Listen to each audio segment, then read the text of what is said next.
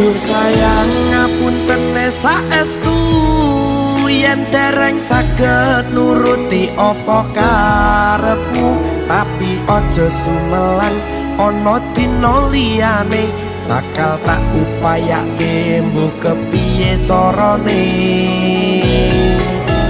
Tresnoku ora bakal luntur, sayangku ora bakal goyah senajan kahanane bubrah. Aku bakal setia, ora mungkin mendua. Matur suwun sampun ana ngancani neng saben dina.